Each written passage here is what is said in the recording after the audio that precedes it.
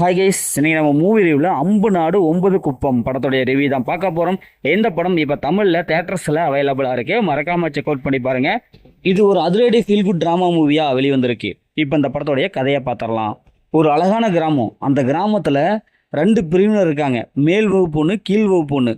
இப்போ மேல் ஜாதி வகுப்பினர் கீழ் ஜாதி வகுப்பினர் வந்து எப்படியாவது அவங்கள தடுத்து நிறுத்தணும், அவங்க முன்னுக்கு வரக்கூடாது அப்படின்ட்டு அவங்க இருக்காங்க. இப்போ இந்த கீழ் ஜாதி வகுப்பினர் தான் நம்ம ஹீரோ இருக்கார்.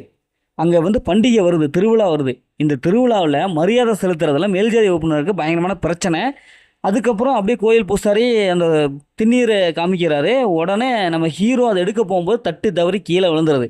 இதனால் பயங்கரமான கலவரம் வெடிக்குது. இப்போ இந்த கலவரத்தை எப்படி கையாண்டாங்க, அந்த கலவரம் நின்றுதா இல்லையா, அதுக்குண்டான ரீசன் என்ன, இறுதியில் ஹீரோட லைஃப் என்னவோ மாறுச்சு அப்படிங்கிறதான் இந்த படத்தோடைய கதை. இந்த படத்தோடைய பாசிட்டிவ்னு பார்த்தாவே இதில் அந்த சினிமோட்டோகிராஃபிக் நல்லாவே காமிச்சிருக்காங்க. அந்த ஒரு கிராமத்தை அழகாக காமிச்சிருக்காங்க. பொதுவாக நாட்டில் இன்னமும் இந்த மாதிரி பிரச்சனை இருக்குது, கீழ் ஜாதி மேல் ஜாதி அப்படிங்கிற பிரச்சனை இருக்குது. அவங்களும் இதே மாதிரி பிரச்சனை தான் பண்ணிகிட்டு இருக்காங்க அப்படின்னு சொல்லிட்டு ஒரு உண்மை சம்பவத்தை நம்ம டைரக்டர் கொடுத்துருக்காரு. அது ஓரளவுக்கு நீட்டாக ப்ரெசன்டேஷன் பண்ணியிருக்காரு. மற்றபடி உண்மை சம்பவங்களால பெருசாக ஒன்று எதிர்பார்க்க முடியல.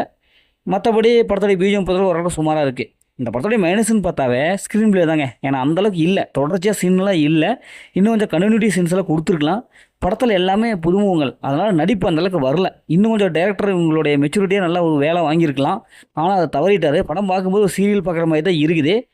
ஸ்க்ரீன் பிளே பொறுத்தளவுக்கு இன்னும் கொஞ்சம் நல்லா ஒரு ஸ்க்ரீன் பிளே கொடுத்துருக்கலாம். அதேமாதிரி படத்தோடைய கிளைமேக்ஸ் ஒரு சுமாராக தான் இருக்குது. இந்த படத்தில் அந்த மாதிரி சீன்ஸ்லாம் எதுவுமே இல்லை, ஃபேமிலியோட பார்க்கலாம். மொத்தம் எப்படி சூப்பராக சுமாரானா இந்த படம் ஒரு ஒன் டைம் வாட்ச் போல் தான் நாங்கள் சொல்கிறேன். ஓகே, இதேமாதிரி அடுத்த ஒரு புதிய மூவி ரிவ்யூ சந்திப்போம்.